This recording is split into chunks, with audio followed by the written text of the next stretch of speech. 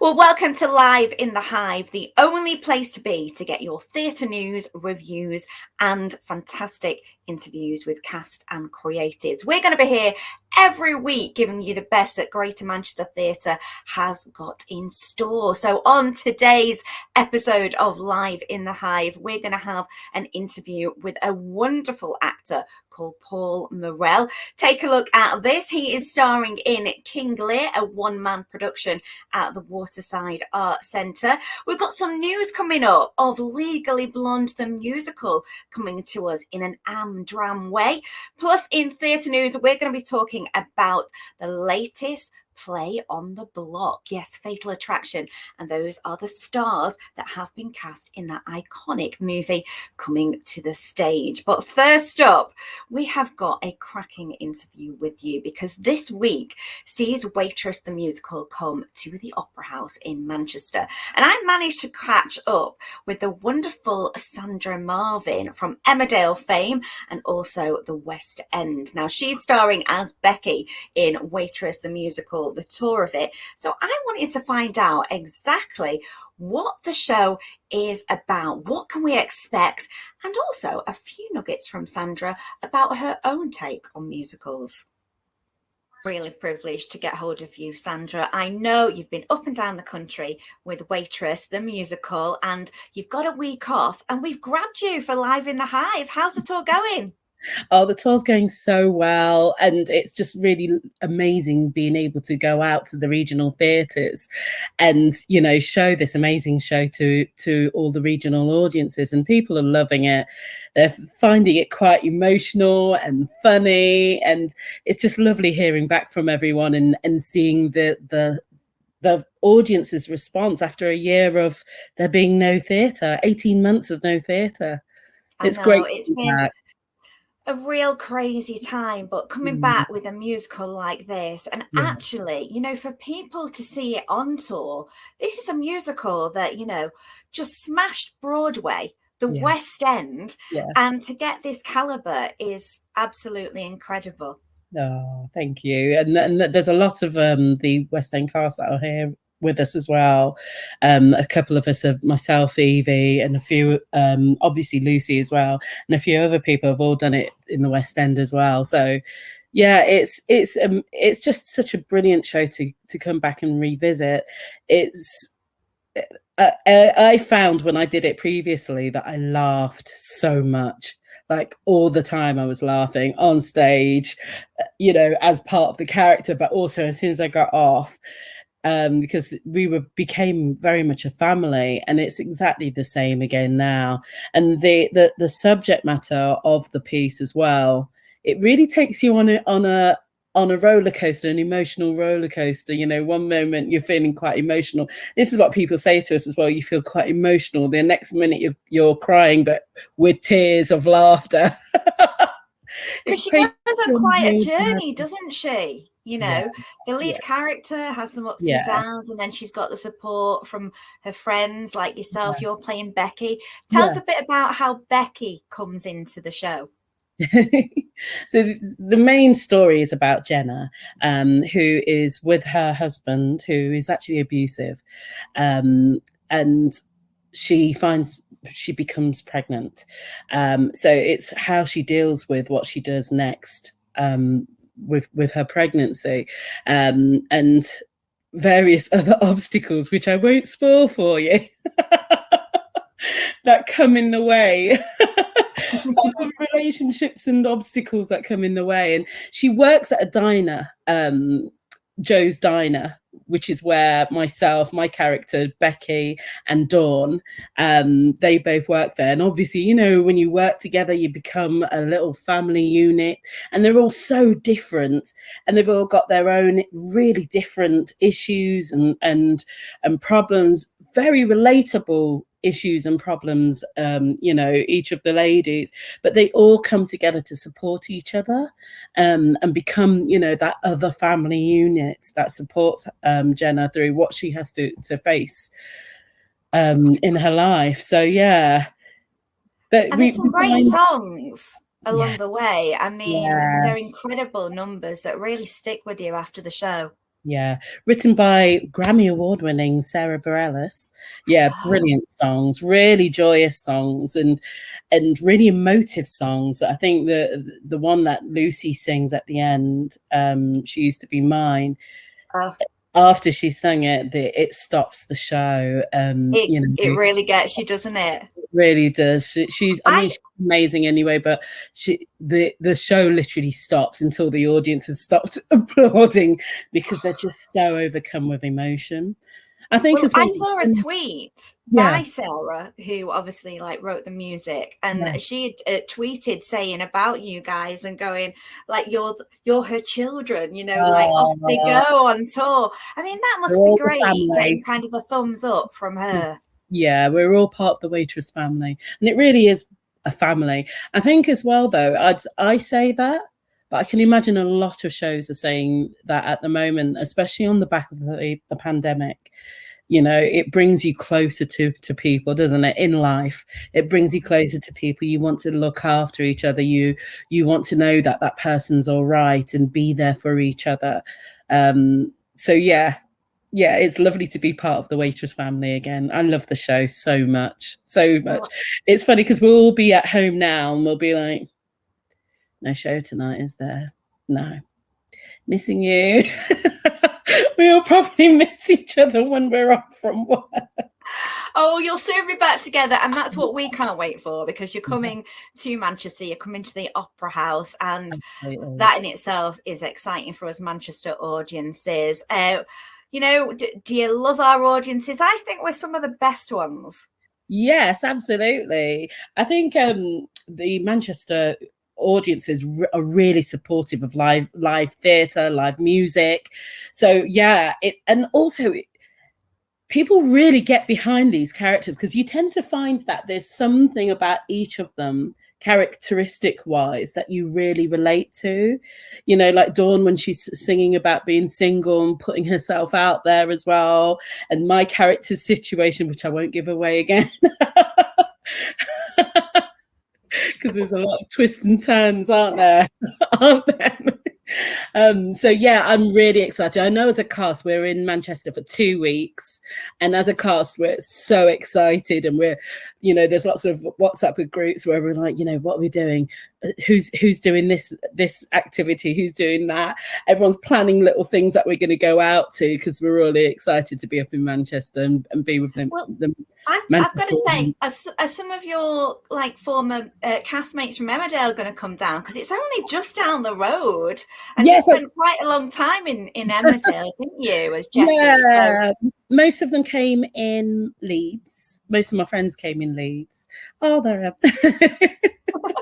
with my sons.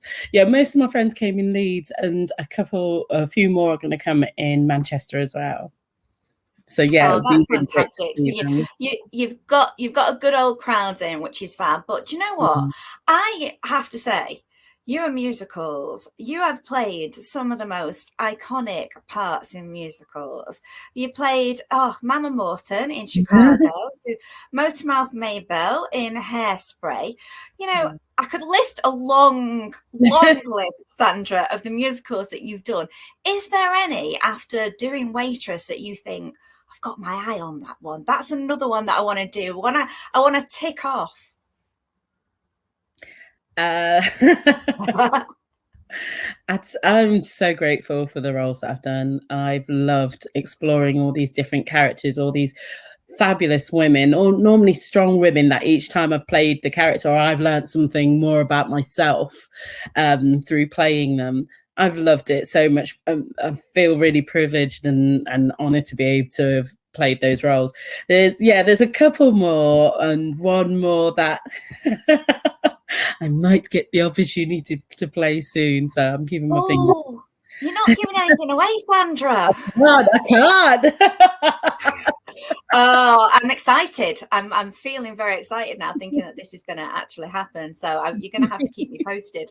But not only have you done that, I mean, you've got an incredible like recording voice. I know that you went on tour with this lady and did some of her concerts, which I think is incredible. Kate Bush, yeah. Oh my God, that is just amazing. I mean, she's just got this iconic voice, and to be with her on concerts and be asked to kind of like be on stage, that must have been some moment, yeah. Yeah, it's something that I'll never forget. Like I'll never ever forget. And I'd find myself on stage sometimes, or just when the band were, you know, jamming before the show, or we are doing sound checks, and I'd just think, like, take a note, take a video in your mind of this moment, because it was just everyone. There were world class musicians who have played with people that I could only dream of, you know, people that have played with like Miles Davis or you know, Pink Floyd, all of these huge amazing artists. And then obviously there's Kate Bush as well, who was just inspiring and just beautiful. She's just a beautiful, such a talented lady. Oh, Never forget that. did she offer you any kind of words of wisdom as kind of one performer to another? Did you ever get that conversation? No, I never went. I never went there with her to ask her that, if I'm honest, and because there was a lot on her shoulders, because the whole design of the show and everything. So, like, if you were talking, I kind of like just didn't go to that place. But what I learned from myself from her is to have faith in your own vision, and don't let anything pull you from your path. You know, if you want to do something, go for it, and, you know, go for it 100%, and have faith in yourself and trust that your, you know, your vision and your passion is the right thing. Because she did it, and yeah, she's fearless. She's fearless. She's an incredible woman, and she's still Yeah. doing it. And I love that ethos that you've taken away from her. Yeah. And can I just say, a Yeah. theme tune, like the soundtrack to Gravity. This, oh, do you know what? This is incredible. Sandra Bullock. That's George a Clooney. funny one. Yeah, that's a funny one, actually, because I think what happened, I came into it really late through a session agency that I used to work with. And there were, I think they'd had different versions of the song at the end. So they'd had someone doing like an Enya vocal, someone doing it operatically. And then at some point at the end, they were like, this isn't still not quite what we want to hear. So could you get someone in to do like a Dark Side of the Moon Pink Floyd version? Yeah. So I had to do like a demo and send it to them via my my agent. And then I was invited to go into the studio, which was amazing because I hadn't done anything like this. And there's a huge screen, and I literally had to sing to the end of the actual film. So I actually got to see how the film ended before anyone else did. But what was interesting is I sang the notes that they gave to me. And then at some point they kind of said, yeah, do you know what? Just sing it. Just sing it however you want. So then I did a version where I sang how I wanted, and I kind of went slightly wrong, but it kind of worked. And it kind of went wrong, but it worked. And I was like, yes, I did it up to the big note at the end. And then after that, I didn't hear anything, because that's how it goes with sessions. You know, you do the session and you don't hear anything, so you don't know if you've made the cut. So I'm sitting there in the cinema, actually, no, the agent rang me and said, I've just watched the film and you're on it, and we've got the credit. I was so gutted there, because she got the credit as the agency. But I don't care. I was just it's excited to sit there and watch the film in the cinema, and I was like, that if I was you, Sandra, that would now be my favorite film of all time. Yeah, I did enjoy the film. I've done a few soundtracky bits and bobs as well. We did some session work on the Mary Poppins Return film as well. Yes, I heard that. Yeah. That is amazing. I just think it's incredible. It's kind of like going to the film, and I say till the end all the time, because I Yeah, just I love do. the music, and music just, well, you know, it evokes that Yeah. emotion in you, and you've got to get that sound right for the Also, actual film to work, you I'm a know. Marvel's film fan, so you have to stay till the end because there's always a little scene that they've decided to drop in at the end, and if you miss Of course. Well, I think, okay, two things are okay. All right, so the musical that you have dreamed to be in, that's going to happen next, and then we're having you as the next Bond theme singer. Okay, is that okay with you, Sandra? That one,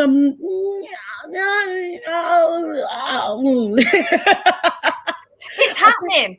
We put it out there to the universe. It is now happening, Sandra. Mariah Carey's and Celine Dion's to go through before it comes to my way. But yeah. Well, we'll make a pact, okay? You get the gig, and your first interview can be on here, okay? Absolutely. I'll be, yeah. You can say, I told you so. Well, until then, we shall see you in Waitress the Musical. Yes. It's on at Manchester Opera House. It's on the 8th. And I can just say, if anybody hasn't seen or heard the musical before, you need to get yourself down there, because it is absolutely cracking. And I've heard Sandra sing loads of times, and she's a powerhouse. She's amazing. So enjoy the rest of the week off, and we'll see you very soon. Oh, she is an absolute powerhouse and a joy to actually interview. I love talking to Sandra, and I'm going to see Waitress this week, so do watch out on our social media. The review from Waitress will be winging your way very soon, because you can get involved during the week to Live in the Hive. We are on Twitter, Facebook and Instagram. Now on Facebook, we're on Live in the Hive, and on Instagram and Twitter, all you need to do is add a 21 to that. So there's no excuse not to get your fix of Live in the Hive, the place to be for all your theatre news and interviews. Well, we have got lots more to get through, but I have to say that I always like to get my children involved in the show. You know that if you've watched Live in the Hive before.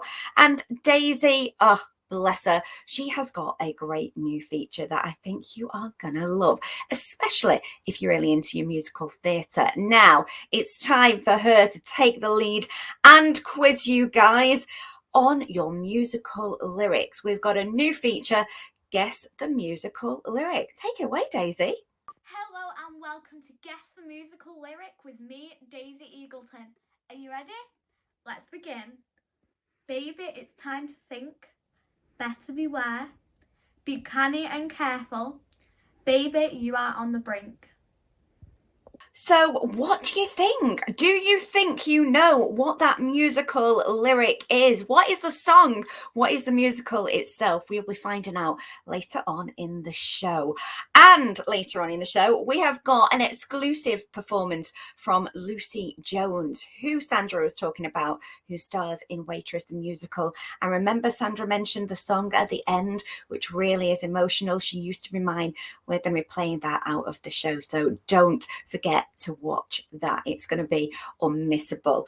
Now, of course, we want to give you a little bit of theatre news every week on Live in the Hive, and it has been a very busy week in the world of theatre with some very exciting announcement. So take a look at our dose of theatre news. Well, welcome to your weekly dose of theatre news with me, Michelle Eagleton. And first up, we have got an exciting announcement from Manchester's Opera House. This week, they revealed that Fatal Attraction, the play, is coming next year. Do you remember the 1987 cult classic starring Michael Douglas and Glenn Close? It was all about Michael's character, Dan, who was married to Beth, but then he had a one-night stand with Alex, played by Glenn Close, who turned out to be a real bunny boiler. Lots of excitement and thrills, but who is going to be playing those iconic roles this time around? Well, it's this pair.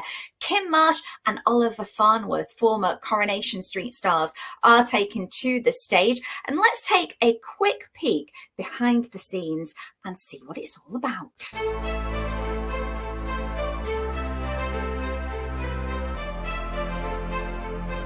I'm Kim Marsh and I play Alex in the UK tour of Fatal Attraction. I'm super excited about taking on this role. The one thing I really said I wanted to do was take on a real challenging role, and I've certainly got that with the role of Alex, so very excited. Hi, my name's Ollie Farnworth and I'm playing Dan in the Fatal Attraction UK tour. It's quite a complicated part. He's obviously got a slightly dark side to him, so it's finding that balance. I'm Susie Amy and I'm playing Beth in the UK tour of Fatal Attraction. I really feel that this is going to the real audiences. Fatal Attraction is the must-see show of 2022. What's not to love about it? It's sexy, it's dramatic, it's life on a knife edge.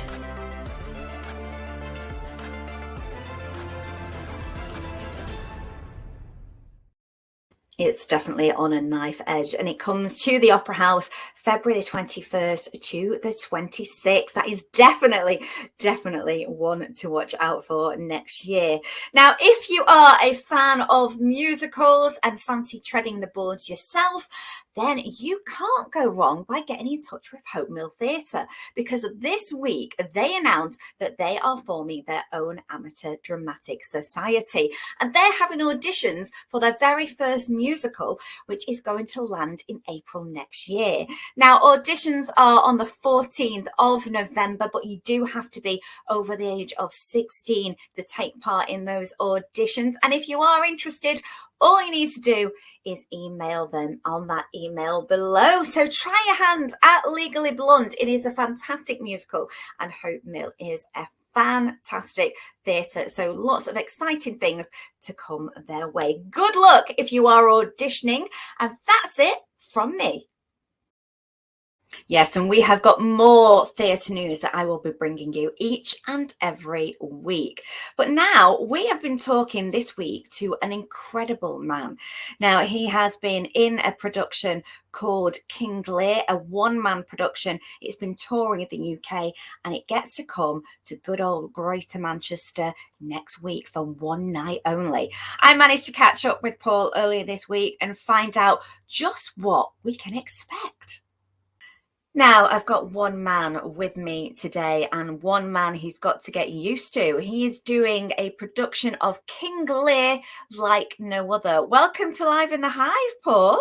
Hi, thank you. Hello, Michelle. Now, tell us about your production of King Lear, because I find one-man productions anyway really exciting, but this mixes up Shakespeare like never before, doesn't it?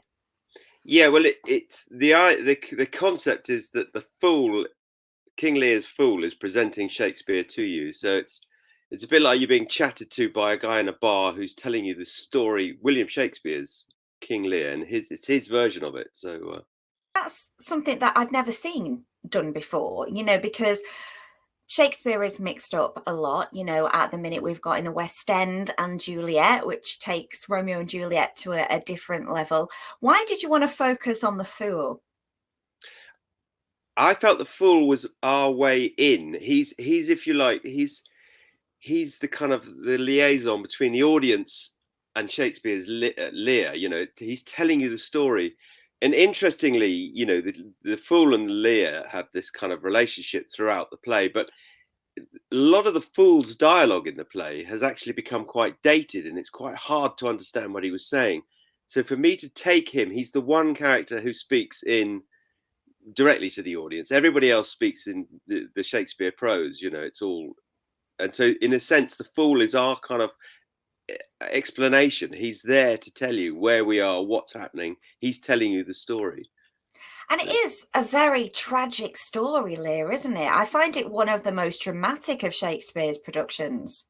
I think it probably is. It's quite initially quite difficult. It is so dark. It is a classic tragedy with some very black moments of comedy in it that as in with all Shakespeare, there are some very I see my poster suddenly popped up. That's a bit of a shock. Exactly. I mean, there's dark, there's kind of outrageous moments, there's the madness that goes on, and obviously your spin on it is very physical, and Oddbodies itself are quite known for the physicality. How does that feel when it's just you on stage doing all that physical movement?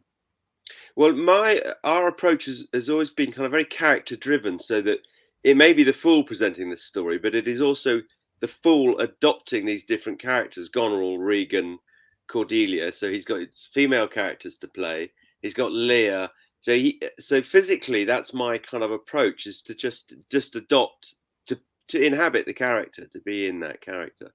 And as an actor, that must be quite an amazing thing to get, actually, a piece like this where you can let yourself go and play a number of roles, not just focus on the one. It makes you quite versatile.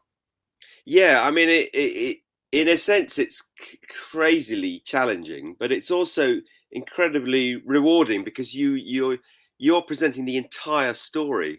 I mean, I've in the past, I've actually directed this piece. I've directed Lear. I worked with a bunch of circus students, and we did a circus production of it years ago. Wow. Which we took to France, which was kind of fascinating. And actually, my Cordelia was played by a male character. It's just the story itself, and the kind of the analysis of madness is fascinating within it, and in various guises. I mean, you could say that perhaps is Lear suffering a form of senility? Is it like an Alzheimer's? Something has gone drastically wrong with him. And there's a character, Edgar. He has to disguise himself, so he pretends to be mad. He literally strips himself off, covers himself in mud, and runs around the countryside in the only way to hide himself from, in plain sight. Wow. And well, let's take a look at your trailer and see you in action. Okay, Paul? 5 acts, 79 minutes. This cold night will turn us all to fools and madmen. Dost thou call me fool, boy?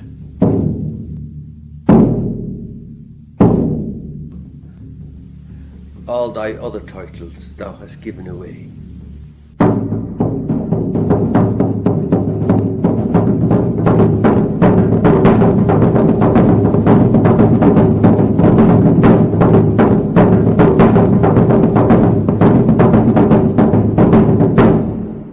Give me the map there. Let me thrust him out the gate. Oh, is that the naked fella? Peace or liberty? Elf my hairs, you rascal! Huh? What a... Oh, I've taken too little care of this. Breathing uncle, be contented. 'Tis a naughty, naughty night to swim in. This cold night will turn us all to fools and madmen.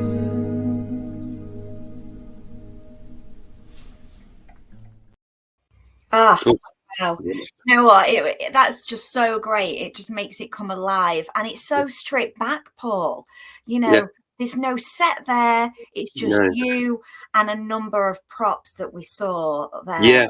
It's incredible to kind of create, I think, the story and the whole essence of it in front of an audience. I think that's been our approach in the past. We did a two-hander of Richard III that was just a drum kit and two of us, and again it was a way of dealing with, trying to present this entire piece with as little as possible, just your body. I mean, I've got a guitar, I've got a chair, and I've got a drum. That's my prop.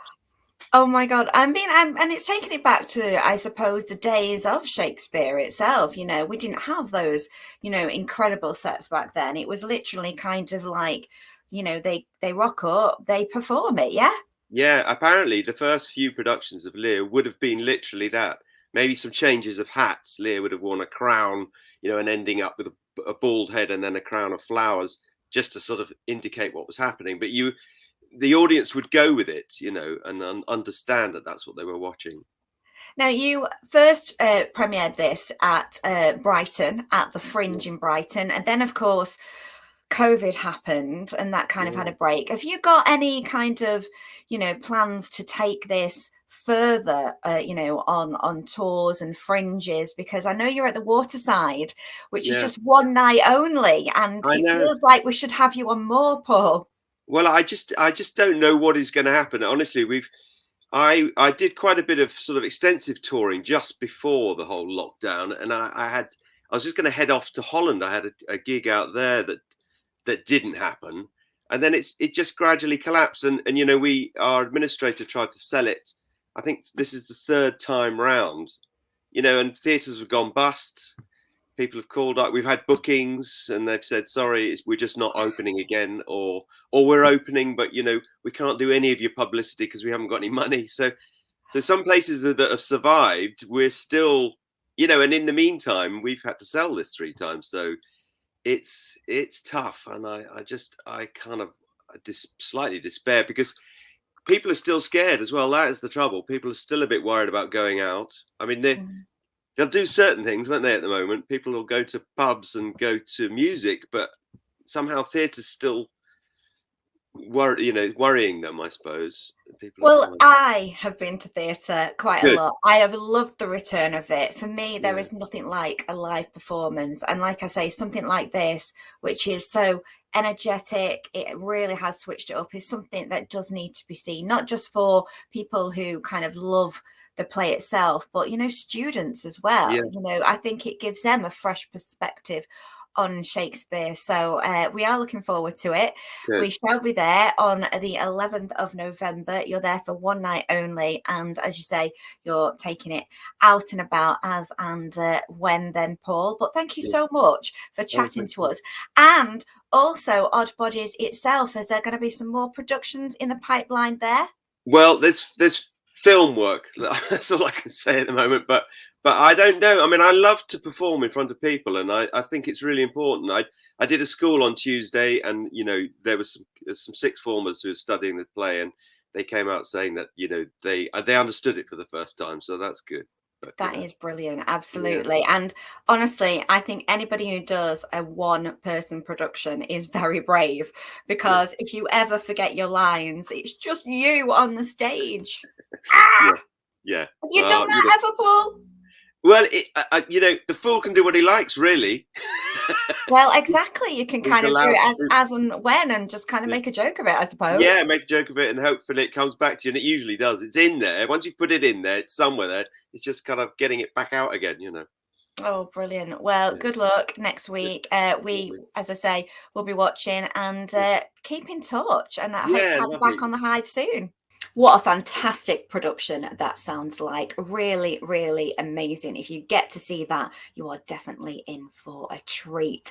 Now, I've got to say, earlier on, we did have our Daisy giving you a little bit of a quiz. It might have been just kind of getting those cogs ticking as we've been going through the show. Do you think you know which musical theatre song Daisy was quoting from? Well, let's take a look again at Daisy's musical lyrics quiz.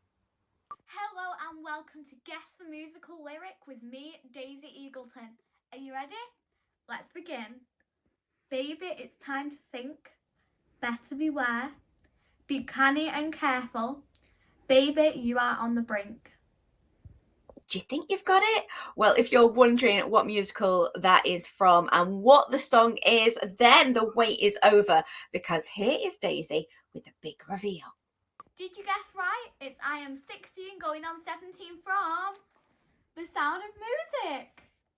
Yes, it is the musical classic I Am 16 going on 17 from The Sound of Music. Did you get it? Yes, brilliant. Well, we're going to have more quizzes going on with Daisy next week, and we'll be giving you a sneak peek of them on social. So keep your eyes peeled for that.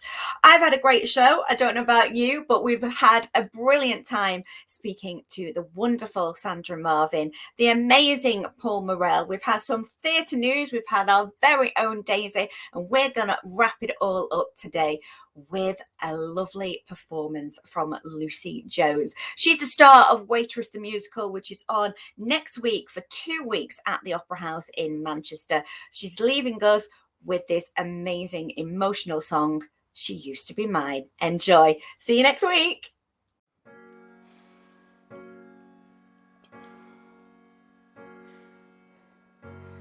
It's not simple to say that most days I don't recognize me, that these shoes and this apron, that place and its patrons have taken more than I gave them.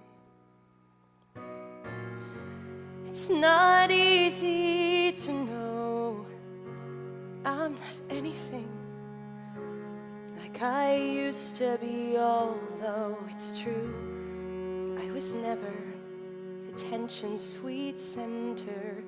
I still remember that girl. She's imperfect, but she tries.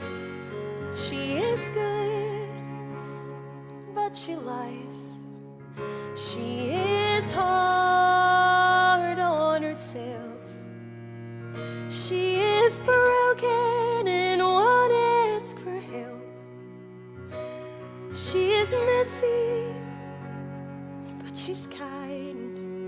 She is lonely most of the time. She's all of this mixed up and baked in a beautiful pie. She is gone, but she used to be mine.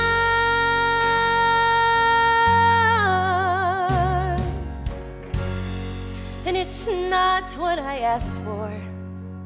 Sometimes life just slips in through a back door and carves out a person and makes you believe it's all true.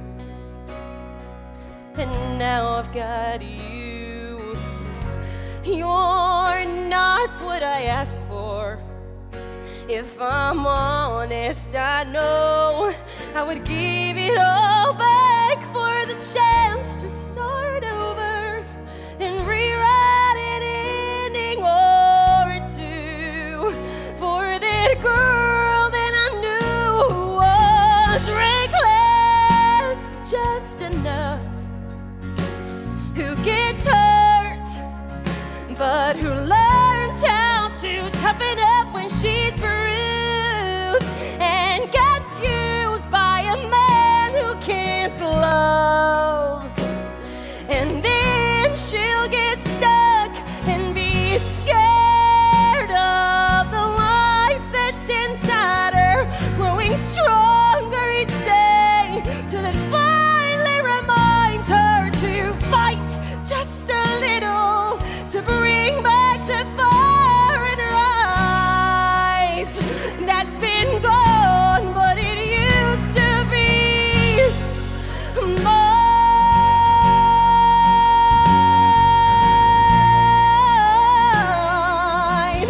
Oh, it used to be mine.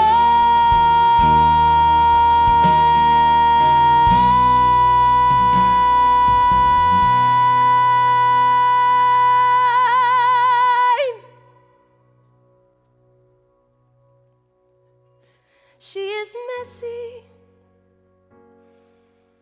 but she's kind. She is lonely most of the time. She is all of this mixed up and baked in a beautiful pie. is gone, but she